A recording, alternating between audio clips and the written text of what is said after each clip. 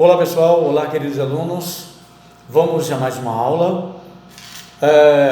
Esta aula estará postada no Face, vai ser o inverso, porque à noite eu tenho eu estou em outra cidade, então não será possível fazer mais tarde, ou seja, 19 horas, 20 horas. Seria muito tarde para vocês acompanharem. Então é melhor eu ministrar para vocês, depois eu jogo lá no Face também para as pessoas verem. Bom, veja bem, hoje o tema é sobre ansiedade. O que é ansiedade? Que a ansiedade ela gera muitas coisas na mente da pessoa. Qual é o original, né, da palavra ansiedade? A ansiedade, ela vem do latim, né, para nós, e ela significa, tem direções que indicam o medo. Mas que tipo de medo é esse? Por que medo? Porque a ansiedade tem a ver com medo. Medo não é medo, e ansiedade não é querer, ou desejar. Por que eu vou ter medo de uma coisa que eu desejo? Se eu desejo uma coisa, por que eu vou ter muito medo? Porque a ansiedade é ligada ao medo. Na verdade, a ansiedade, ela significa medo. Por quê? É o medo, em primeira instância, de perder o controle. Porque, na verdade, a mente do indivíduo ansioso pressupõe de que se ele tiver aquilo que ele acha que deve já estar nas mãos dele, ou seja, uma vez estando nas mãos dele, ele vai obter, ele deduz que ele tem controle sobre isso. Então, estando na mão dele, vai ser do jeito que ele bolou, do jeito que ele achou, ele vai dominar aquilo ali, ele vai controlar aquilo ali, e isso aí faz com que ele se saia muito bem diante dessa tal de ansiedade, né? Deixa eu me ajeitar por aqui, né? Ok. Então, queridos, veja bem, por que que esse controle vem? Exatamente porque ele perdeu. Toda pessoa que é ansiosa, ou seja, lembrando que a ansiedade não é uma coisa ruim, o que é ruim é o descontrole, né? É quando a pessoa perde o controle da ansiedade, o controle dessa ansiedade, e ela passa a trazer transtornos para a vida pessoal. Lembrando que a forma mais básica e simples de se entender que alguma coisa é um transtorno é quando determinados hábitos e comportamentos já estão afetando a vida pessoal da pessoa, a família, os relacionamentos interpessoais, que são aqueles relacionamentos que a pessoa tem com outras pessoas que não são da família, são as amizades, as pessoas que conversam, entende? Então, queridos, isso é muito importante entender, de que a ansiedade está ligada a uma coisa chamada controle, e quando a pessoa perdeu coisas, ela quer de novo adquirir aquilo, e uma vez adquirindo aquilo, então ela vai segurar com todas as forças, então ela vai ter medo de perder de novo. Então, por medo, muitas vezes ela fica exercendo alguns sintomas. Por exemplo, a pessoa que deseja muito, por exemplo, ter uma pessoa ao lado dela. Então, ela consegue a pessoa, ela perdeu alguém, então conquistou outra pessoa, e ela começa, com medo de perder aquela pessoa do jeito que perdeu o anterior, ela começa a exercer o chamado pegajoso, vira um ser pegajoso, uma mulher pegajosa ou um homem pegajoso, ou seja, começa a desenvolver padrões de ciúmes doentios. Não é aquela coisa sadia, aquelas cobranças sadias que acontecem entre os casais, aqueles chamado, e aí, cuidado aí, cuidado, o comportamento de fulano é inadequado, você é um homem, cuidado, ou você é uma mulher, cuidado e tal. Enfim, eu costumo dizer que o que mais traz transtornos hoje para as pessoas são essas mensagens de WhatsApp, coisas do WhatsApp, traz muitas dificuldades para as pessoas. Isso, eu sempre falo, gente, vigia com redes sociais, porque a rede social, ela traz muito problema para dentro de casa. é um negócio meio diabólico, né? Se a pessoa não souber usar, ela acaba trazendo situações e, enfim, ou se expressando de uma forma inadequada, e aí daqui a pouco, meu filho, para explicar tudo isso aí, vira um problema, enfim. Mas, voltando à questão da ansiedade, veja bem, então, o indivíduo ansioso, ele pressupõe, ele acredita que se aquilo que ele perdeu, ele conquistar de novo, vem para as mãos dele e ele vai dominar aquilo ali para não perder de novo, porque ele deduz que ganhou a habilidade de não perder de novo, percebe? Então isso aí, essa leitura de autoridade sobre aquilo que se perdeu e que está tentando obter, para quando obter, segurar com unhas e dentes, isso vai desencadear um comportamento de desequilíbrio. Por quê?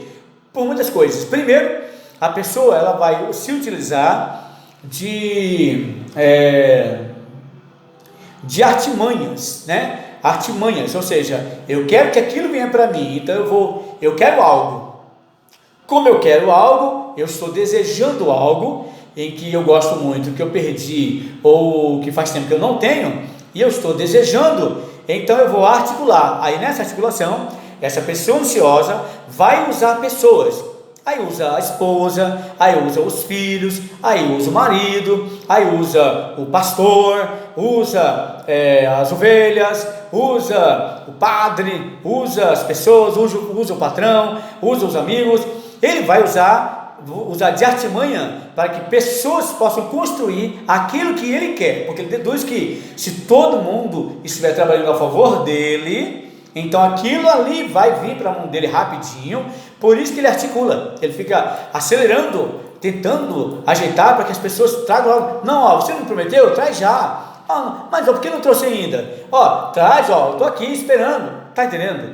A pessoa começa a desenvolver um padrão de descontrole emocional a ponto de ficar aquela pessoa insuportável, porque ela articula para que tudo venha para as mãos dela. Esse é o perfil do ansioso.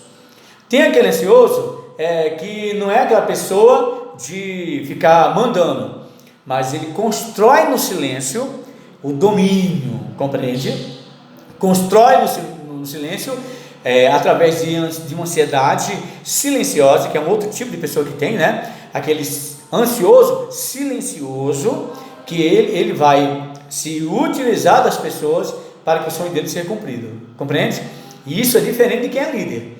Eu estou falando de uma pessoa que o líder, ele pensa nos outros para obter aquilo que ele tem. O ansioso não, o ansioso pensa nele, ele é egoísta, né? Ele desenvolve um padrão de egoísmo, porque eu sou ansioso, então o que é ansioso? Eu quero que aquilo que eu quero venha para a minha mão. Então o outro também precisa de alguma coisa, mas eu estou ocupado com o que eu quero.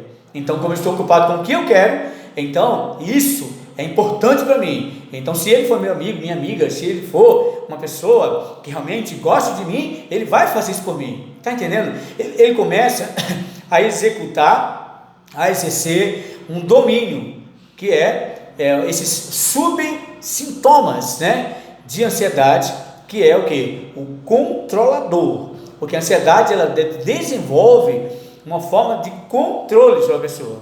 Você entende que quando nós nos enfiamos naquilo que é ansiedade, nós conseguimos abrir o leque e a gente começa a perceber que a ansiedade não é somente estou com pressa, vai logo, eu não consegui dormir porque eu estou pensando naquilo, compreende? Eu não consegui, eu vou viajar e eu estou doido e eu não consegui dormir. É muito mais além, porque é o que? Um comportamento de controle, um comportamento de medo de perder o controle, um comportamento de frustração, a pessoa frustrada porque perdeu coisas, e agora para mostrar para todo mundo que ele pode, ele tenta de todas as formas articular para que aquilo que ele quer venha já, compreende? E aí as pessoas acabam se irritando com ele, ou então indo na lábia dele, né? Bom, outra situação de ansiedade, eu fiz algumas anotações aqui, são um outro tipo de ansiedade, queridos, é exatamente, por exemplo, são os tipos de ansiosos, né? Bom, primeiro tipo é aquela pessoa que tem transtorno de ansiedade generalizado. O que é isso? Deixa eu ler para você aqui, está aqui no meu artigo aqui, ó. Esse é o tipo mais comum e frequente. É caracterizado por ansiedade e preocupação excessivas frequentes, que causam sofrimento clinicamente significativo ou prejuízo no funcionamento social, profissional e em outras áreas importantes por pelo menos 6 meses. Para que ocorra o diagnóstico, o quadro precisa estar associado com 3 ou mais seguintes 6 sintomas, né? 6 sintomas, que aí vem inquietação. Veja bem, a pessoa que tem transtorno de ansiedade generalizado. Primeiro, ela é uma pessoa inquieta, primeiro sintoma. E esse é um tipo, né? Um dos tipos de ansiedade, né? Primeiro, ela é uma pessoa inquieta, certo? Ou tem uma sensação de estar dando nos nervos, né? A pessoa fica flor da pele, assim, nervosa, flor da pele. Cansaço, fica muito cansado, porque a ansiedade causa, né? Isso, por causa generalizado. Então, causa cansaço, causa falta de concentração, causa irritabilidade, tensão muscular e também dificuldades para adormecer. Então, a pessoa que tem esse transtorno de ansiedade generalizado é uma pessoa que tem muito trabalho e também dá muito trabalho para as pessoas. Por quê? Porque tudo isso não acontece com a pessoa sozinha. Todo mundo que está ao lado dela vai ser afetado por isso. Por isso que as pessoas sofrem quando uma pessoa tem um comportamento de desequilíbrio ansioso, entende? Bom, outra questão também, outro tipo, né? É o ansioso que tem mutismo seletivo. O que é isso? Vou explicar para você. Ao se encontrarem com outros indivíduos em interações sociais, as pessoas com mutismo seletivo não iniciam a conversa ou respondem reciprocamente quando os outros falam com ele. O quadro mais comum em crianças, mas pode persistir na vida adulta. Ou seja, as situações de relacionamento interpessoal são marcadas por forte sensação de ansiedade e os indivíduos costumam ser prejudicados em suas relações pessoais e desempenho acadêmico ou no trabalho.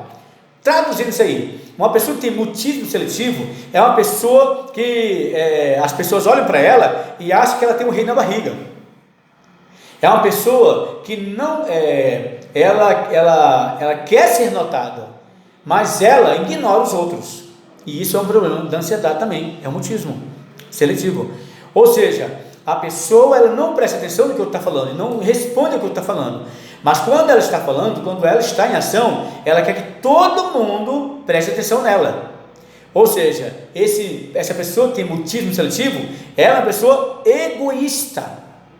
Egoísta, por quê? Porque ela só pensa nela, é narcisista também. Ela só pensa nela e os outros que se explodam. Ou seja, ela até responde, que é para o pessoal deixar de ficar, tipo assim, mas mulher, eu estou falando contigo e tu não fala nada. Mulher, a gente está conversando, o que está vendo? Está com problema, e tal. Aí, que ela vai dar uma resposta que é para o povo parar de incomodar ela. Mas por causa do transtorno, do mutismo seletivo, a pessoa passa a sofrer. É o que? Rejeição, né? As pessoas começam a se afastar delas. Por quê? Porque ninguém tem saco para estar com uma pessoa que não dá atenção para nada. Agora, essa pessoa sofre? Essa pessoa que tem mutismo seletivo sofre? Sofre. Na verdade, essa pessoa ela quer mudar, mas ela não sabe o que ela tem. Então, tem que analisar. Por isso que na terapia, esse tipo de comportamento ele pode ser descoberto através desse tipo de análise, né? Ou seja, a dificuldade também por interferir na comunicação social. Embora as crianças com esse transtorno ocasionalmente usem meios não verbais, como usar as mãos para se comunicar, ou seja, a pessoa tem dificuldades naturalmente. Então, quando você aluno, você que vai ser um psicanalista, estiver em um atendimento, né, você vai perceber, mas você tem que fazer as perguntas para descobrir se ele tem isso aí, entende? Se ele tem esse tipo de transtorno que é mutismo seletivo. Olha, você tem dificuldade de estar respondendo as pessoas? A pessoa fala, tem. Olha, você também consegue se ligar nas pessoas, é uma pessoa ligada em todo mundo? Ela vai dizer, não, olha, eu quero ser, mas não sou ligado em ninguém, eu só sou ligado em mim. Então já começa a ficar alerta que vem vindo por aí um comportamento de mutismo seletivo, né? Você é uma pessoa que nas redes sociais conversa, responde todo mundo, e compartilha, você conversa e tal, e você responde, você está interagindo? Não, a pessoa conversa comigo, mas eu não falo nada. Então, essa pessoa certamente tem um comportamento de mutismo seletivo e precisa ser tratado, tá? Então, ou seja, veja bem, para não perder, primeiro sintoma que nós vimos aqui, primeiro tipo, né, de ansiedade, primeiro tipo, transtorno de ansiedade generalizado e também o transtorno de mutismo seletivo, né? Outro tipo de transtorno aqui é o transtorno de ansiedade de separação, ou seja, assim como o mutismo seletivo, este transtorno é mais comum em crianças, não existe mas existe adultos também com esse problema. Então, ó, ele é caracterizado pelo medo ou ansiedade excessiva em relação à separação por apego, podendo ser com uma pessoa, animais, objetos, em lugares, ou também mudança de casa. É a chamada perda de angústia, né? Que nós chamamos na área psicanalítica. É quando a pessoa sofre da perda, tá? Uma perda, ou uma separação, é apegado com o pai, então sofre a perda do pai. Ou uma separação, é apegado com a mãe, então sofre a perda da mãe. Ou a separação, é apegado com a avó, nem a mãe nem o pai deram atenção, embora possa até estar presente, mas não deram atenção, a criança não sofre pela perda do pai e da mãe, mas se a avó não estiver ali por perto, compreende?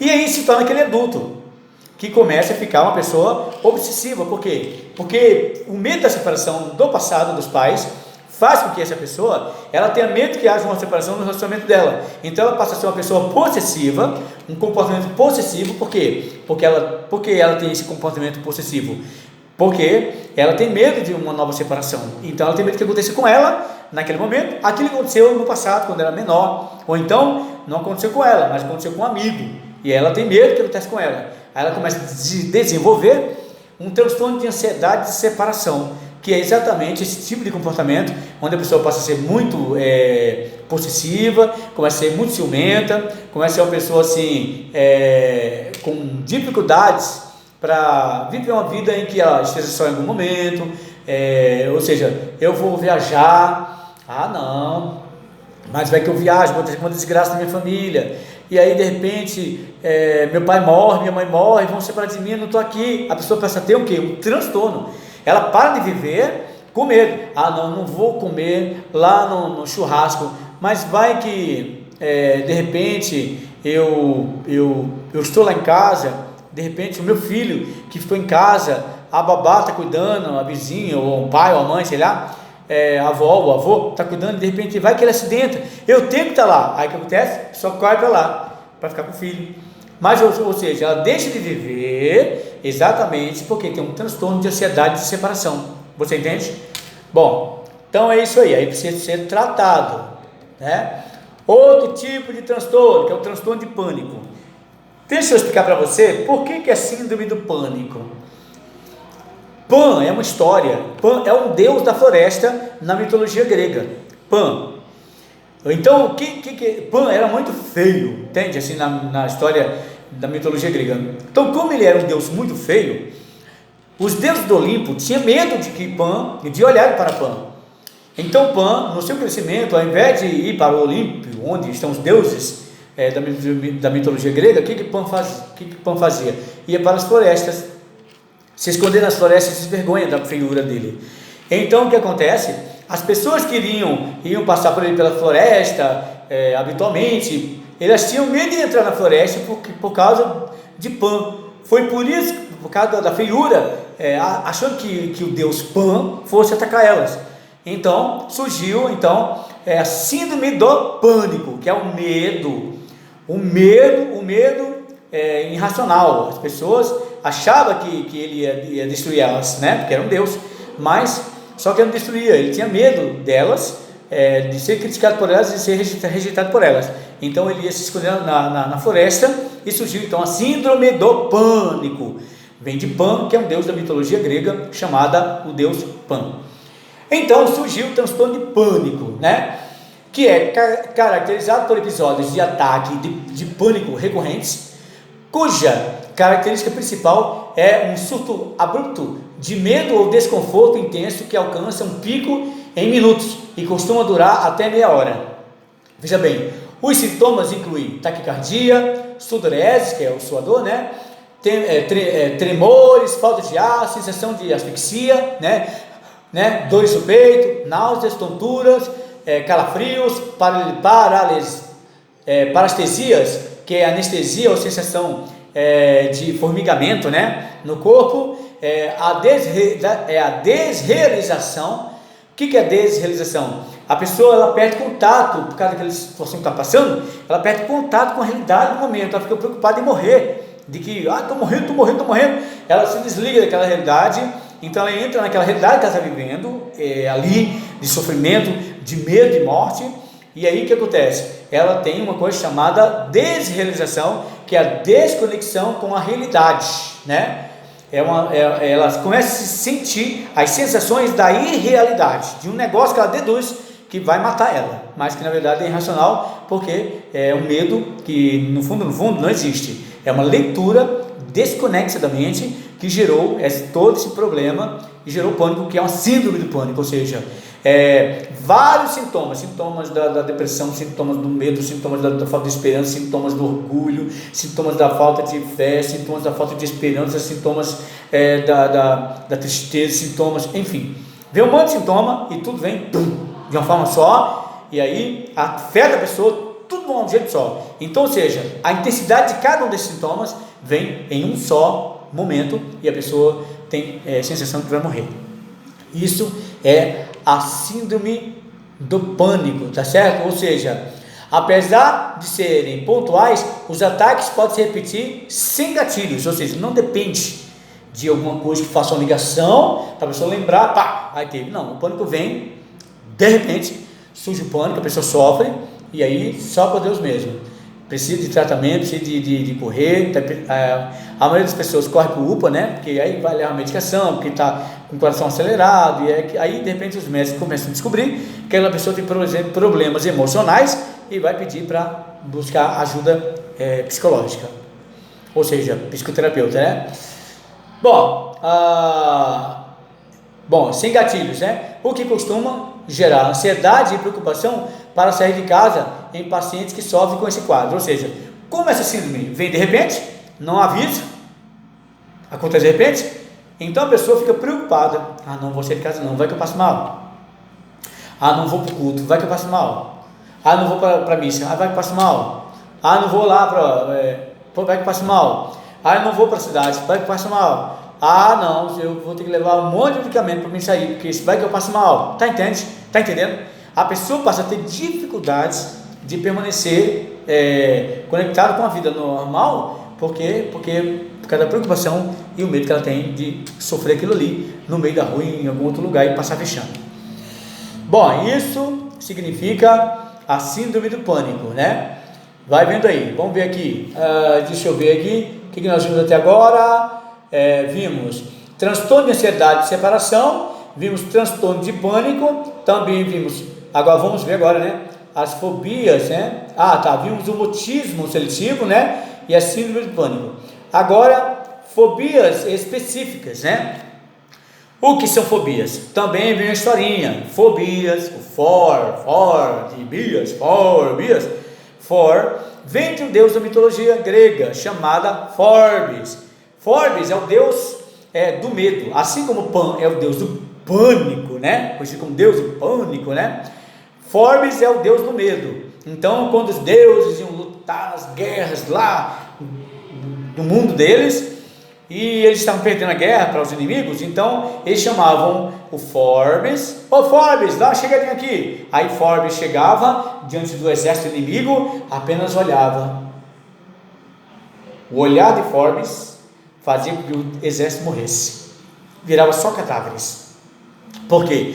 Porque ele impunha medo. Por isso que nasceu essa expressão fobia, o medo. Mas o que é fobia? É o medo excessivo em situações específicas, é o medo excessivo em situações específicas, ou seja, como entrar em um elevador, né? Como ir no avião, como encontrar um rato, ou estar próximo de janelas altas, né? A resposta de medo, a ansiedade, nesse caso, que a fobia produz, né? Esse medo, vai produzir ansiedade, né? Que é nossa, está chegando. Então, o medo prepara a pessoa, ela tem ansiedade de passar aquilo ali, ou então de não passar aquilo ali rápido, ou então de não passar. Então, ela gera, por causa do medo, que está ligado à ansiedade, o que acontece? Ela se prepara para uma reação do negócio que é racional, compreende? Não é uma coisa real, é racional. O elevador não vai engolir ela, percebe? E nem o rato vai consumir ela, porque ela é maior do que o rato. Nem a janela vai vir para encontrar para ela pular, compreende?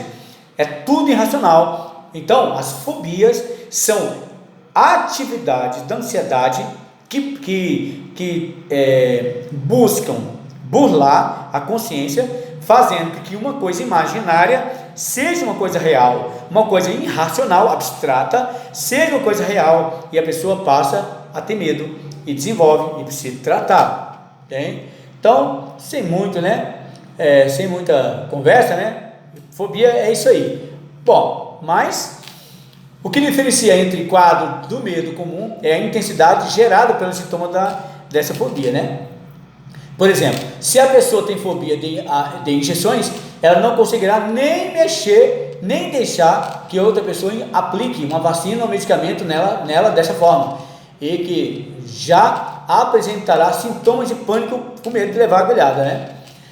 Ou seja, uma pessoa que tem medo não patológico de agulhas consegue lidar com isso de forma um pouco melhor. Ou seja, a pessoa pode ter medo, mas ela também vai lá, né? Estou com medo, mas passa. É diferente da pessoa que fica se armando, não quero, desmaia, tem febre, dá sua dor, quer correr, enfim, chora, e enfim, faz escândalo e por aí vai. Bom, vamos ver aqui outra questão, fobias. Aí vem, fobia social, que é o medo de estar com as pessoas, né? Certo? De estar com muitas pessoas, ou se expor, né? Ou ser avaliado por muitas pessoas, ou também em redes sociais.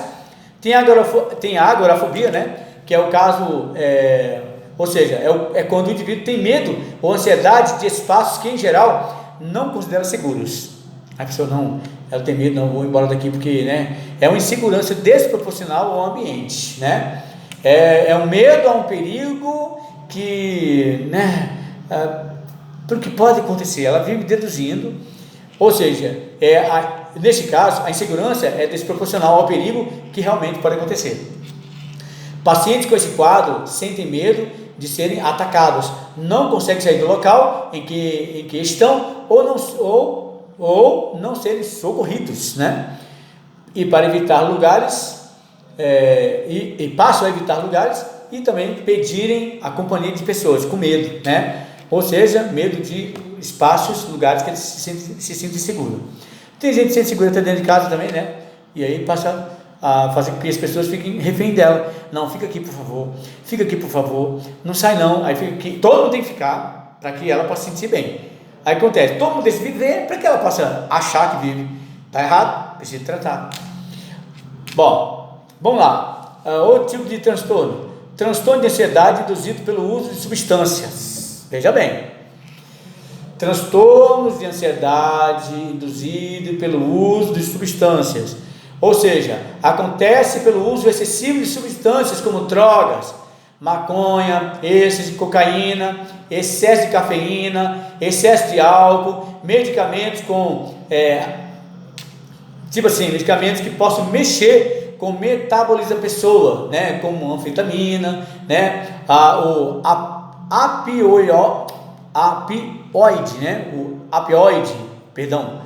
opioide.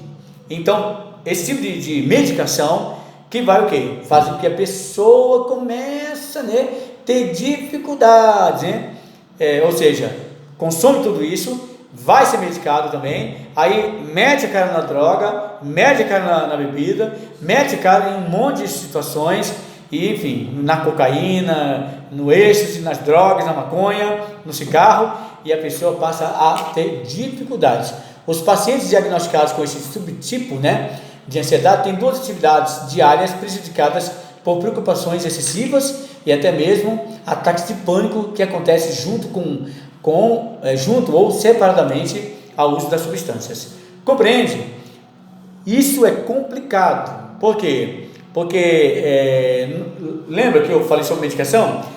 Tem muita gente que deduz que se eu me medicar eu estou bem.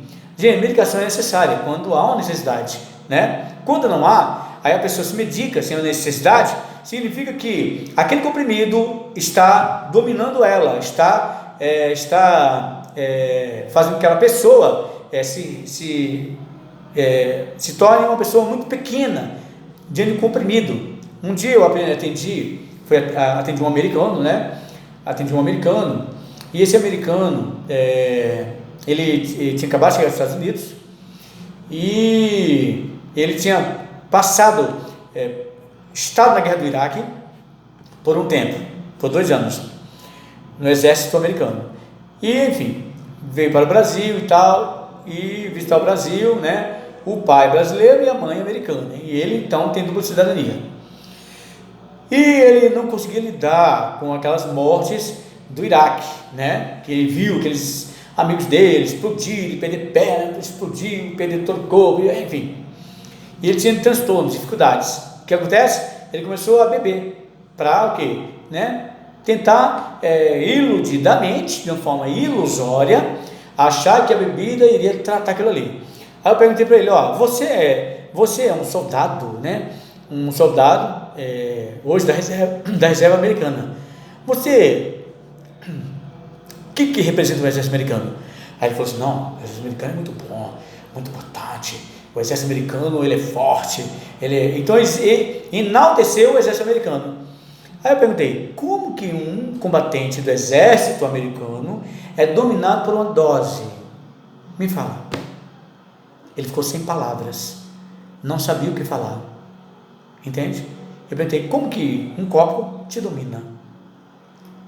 Percebe? Ou seja, quem é que manda em quem? O copo ou você? Quem é que tem a capacidade de dominar quem? Alguém que fala, que reage, alguém que conversa, que se mexe. O copo não se mexe, o copo não reage. Na verdade, aquele copo é um ser, né? É um objeto, na verdade, né? É um ser inútil. É um objeto. Tomou, ele não está controlando ninguém. A pessoa, percebe? É que está deixando ilusoriamente que aquele copo exerça uma autoridade, mas é tudo fictício. No fundo, a pessoa está buscando nele um caminho para solucionar problemas. E aí o que acontece? Acaba se lascando mesmo, porque vai viciar e não vai resolver nada. Ou seja, queridos, veja bem, aquele rapaz ficou e não deu 2 semanas e falou, não, aquilo ali mexeu comigo, né? Mexeu comigo. Então eu não quero mais beber. E aí ele deixou 2 semanas, depois ele largou de mão, né? E acabou. Hoje voltou aos Estados Unidos, está morando nos Estados Unidos, está caminhando, né? E eu tive um contato com ele e ele está bem, né? Conversamos e tudo, antes de viajar para os Estados Unidos, né? Estava bem e está ótimo, né? Mas por quê? Porque ele entendeu de que ele precisava de ajuda. E lógico, ele estava sendo tratado nas sessões para poder resolver as pendengas emocionais dele, né? Bom, um outro tipo de transtorno, gente, veja bem, transtorno, né? Transtorno de ansiedade devido a outra condição médica. Ou seja, o transtorno é desenvolvido por causa da descoberta, ou seja, comprovada clinicamente, de uma condição médica, incluindo diferentes doenças e alterações físicas. Os sinais podem incluir sintomas proeminentes de ansiedade ou ataques de pânico que compromete o funcionamento social do indivíduo. Tá certo? Quer dizer, o indivíduo descobre que tem um problema, descobre que tem um câncer, descobre que tem um tumor, descobre que tem uma dificuldade, descobre que tem uma doença. Então, se ele já é ansioso, aí que ele vai ficar mais ainda. Aí o trabalho para ele tem que ser dobrado, né? Dobrado. Mas se a pessoa não se comprometer com a cura dela, ou seja, com o equilíbrio emocional dela, geralmente as pessoas elas se entregam e vão definhando até morrer. Bom, isso é o transtorno de ansiedade devido a outra condição médica, né? Bom, outra questão aqui, especificado e não especificado. Especificado e não especificado. Há uma diferença, especificado e não especificado. O que é?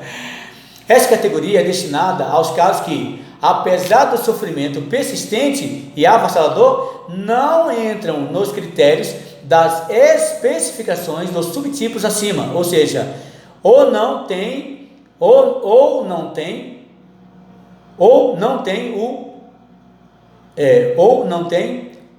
acontecem a tempo suficiente para que ocorra um diagnóstico. Ou seja, a pessoa, na verdade, ela não sabe o que está acontecendo, então ela trabalha em cima das deduções, ou seja, o especificado que não é especificado, e é um transtorno da ansiedade.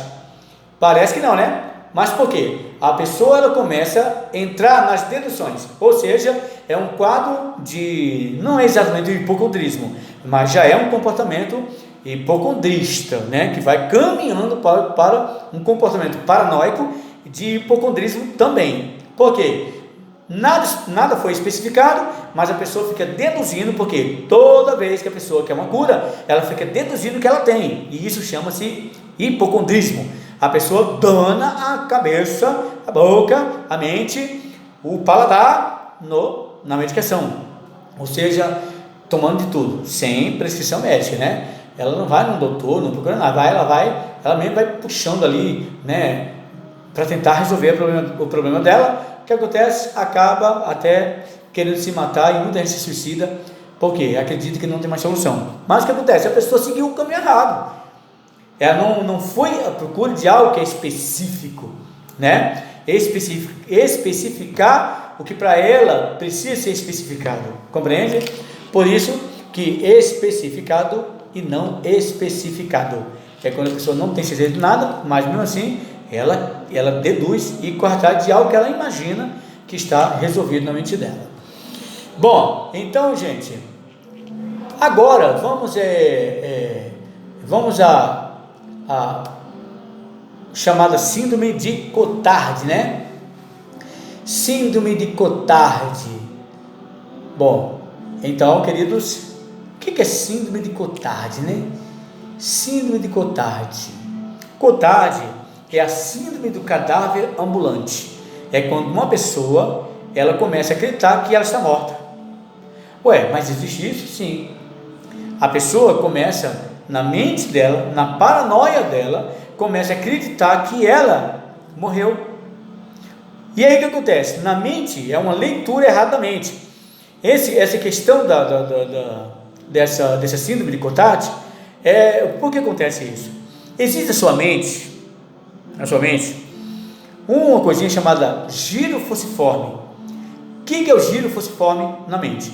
O giro falciforme, ele é responsável por decidir, definir, especificar que aquilo que a pessoa vê é o que ela está vendo mesmo. Ou seja, quando o indivíduo se olha no espelho, então a pessoa ela acredita, né, que não, eu estou no espelho, né? Então sou eu mesmo que estou me olhando. Pronto.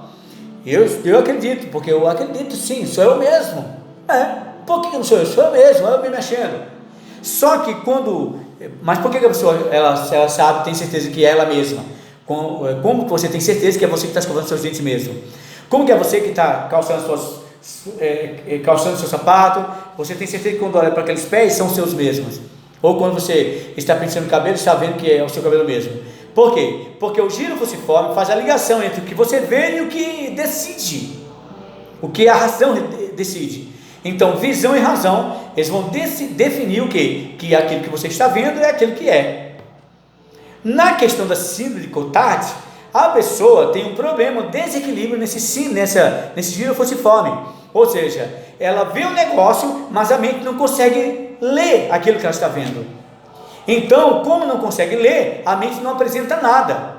Então a pessoa olha para os pés, mas não consegue ver os pés. Por quê? Os olhos estão vendo, mas o giro falciforme não está permitindo que a mente tenha o entendimento de que aquilo ali é os pés, que são um par de pés, né? E que aquilo ali é da pessoa. Então, esse desequilíbrio no giro falciforme acontece porque, mas por que acontece isso?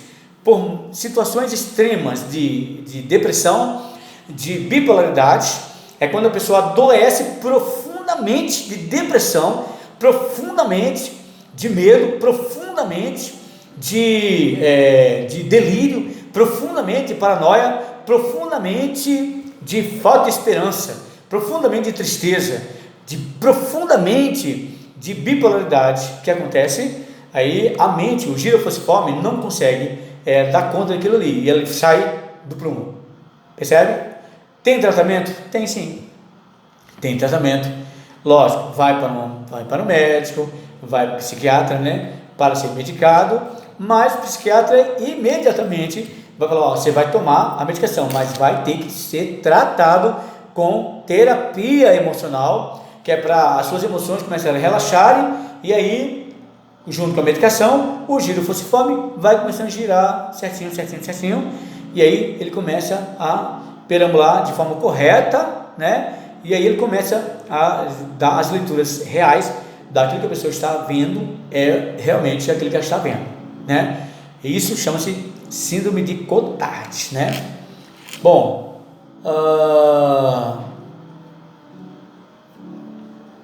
síndrome de Otelo, né? O que é síndrome de Otelo, né? Síndrome de Otelo, veja bem, em relação ao Cotard ainda, é chamado de síndrome do cadáver ambulante, né? Ou seja, a pessoa ela tem um delírio, né? E também uma negação de que ela mesma é um transtorno psicológico raro, que a pessoa acredita que está morta ou que seus órgãos, ou seja, seu coração, né? Seu baço, seu pulmão estão apodrecendo, e ela até começa a sentir cheiro, mas é um cheiro fictício, irracional. E a pessoa passa a agir como se fosse morta mesmo. E aí tem que tratar mesmo, não tem jeito. Bom, vamos para a questão do Otelo, né? Veja bem, o que é síndrome de Otelo? Síndrome de Otelo. A síndrome de Otelo é na verdade um distúrbio, né? É caracterizado por pensamentos delirantes de ciúmes. O delírio que alimenta o ciúme pode ser parte de um transtorno crônico ou uma paranoia, mas também pode indicar um quadro de demência por deteriorização do córtex cerebral ou também de alcoolismo crônico. Ou seja, a pessoa passa a ter ciúme doentio, não é ciúme de uma pessoa, mas ciúme de tudo aquilo que gira em torno dela. Então, vamos supor que seja uma mulher, o marido está com essa síndrome de Otelo, então ele vai ficar no pé da mulher, não deixar respirar. Olha, você está me traindo, com quem você está me traindo, olha, fique perto de mim, onde você vai, onde você estava, e olha o WhatsApp, e olha o Facebook, e olha o Instagram, e olha o Messenger, e olha, passa a ter uma dificuldade na mente, ou seja, passa a exercer uma possessividade, né? Muito exagerada, fora do normal. A possessividade já não é legal, porque já é exagerado. Só que essa pessoa passa a ser uma pessoa infernal, né? Infernal, e muitas vezes ela comete suicídios, né? Porque mata a mulher, não, você está me traindo, pá! Muita gente está aí, que está presa aí porque matou fulano. Ai não, é porque eu tive ciúme, não sei o que e tal. Beleza, eu amo muito ela, é por amor. Mas não, é uma pessoa doente. Como a lei não trabalha em cima de emoções, sim em cima olha, os códigos da lei, da prisão, é isso, enfim, né? Então, não tem jeito, né? Vai nos código penal e emoção, não tem nada a ver, né? Tem a ver quando um psicólogo forense é chamado para decidir se aquele cara que está preso, ele vai ser uma pessoa que vai ser liberada, se é capaz de ser liberado, e o psicólogo forense vai ter esse poder de liberar ou não aquele camarada que é um transtornado, né? Mas geralmente não dá certo não, viu? Geralmente as pessoas dão trabalho e acabam se matando, ou matando alguém, ou sendo morto quando sai da cadeia. Bom, então a síndrome de Otelo é quando a pessoa tem uma paranoia de ciúmes exagerado, vira aquela mulher pegajosa, aquele homem pegajoso, enfim. E aí o que acontece? Muitos casamentos bons, pessoas que poderiam estar hoje unidas, né, por causa de ciúme, né, acabam acabando o casamento, acaba tudo, tentam recomeçar a vida, mas geralmente essas pessoas que perdem casamento não se casam nunca mais. São pessoas que as pessoas começam a perceber que ela tem dificuldades, e se alguém começa a querer casar com essa pessoa, o que acontece? A pessoa começa a perceber, só se o cara for muito muito desinformado e não procurar lidar com aquela pessoa para descobrir quem ela é. Mas geralmente as pessoas ao saberem já caem fora, seja homem, seja mulher, seja quem for. Bom, ou também pode ser por deteriorização, né? Essa síndrome de Otelo, a pessoa está deteriorando e os neurônios, e a pessoa passa a ter uma demência, aí passa a ter delírios e paranoias. Isso é complicado, né? Então, bom, que é a síndrome de Otelo, né? Então agora, o que é síndrome de Burn, né? O que é síndrome de Burn, que é para a gente concluir aqui a nossa aula. Veja bem, síndrome de Burn, se eu botar aqui onde eu coloquei aqui nos meus diretórios, né? Bom, veja bem, a síndrome de Burn é uma doença pelo cansaço físico. É uma doença mental pelo esgotamento físico. A pessoa passa a ficar tão cansada de trabalhar tanto, tem uma dificuldade tão grande, que ela simplesmente tem dificuldades, e ela vai sofrer emocionalmente e vai desenvolver depressão, medo, ansiedade sim, descontrole da ansiedade, né? Vai ter falta de esperança, vai desenvolver fobias, vai ficar uma pessoa irritada ou irritável, vai ser uma pessoa que, se não era pavio curto, passa a ser, né? E se era pavio curto, passa a ser uma pessoa muito lenta. A pessoa passa a sofrer por causa do esgotamento físico. É um transtorno psicológico, exatamente por quê? Por causa do cansaço físico e emocional, e isso se transforma em um distúrbio emocional que vai trazendo trabalho emocional, dificuldades para a vida da pessoa, tá bom? Bom, então, síndrome de Burn, ok? Por hoje é só, né? A gente vai voltar essa semana, ainda voltamos com uma aula, fiquem ligados, tá bom? Que é a segunda aula da semana, e aí a gente vai avançando neste mês também de fevereiro, beleza?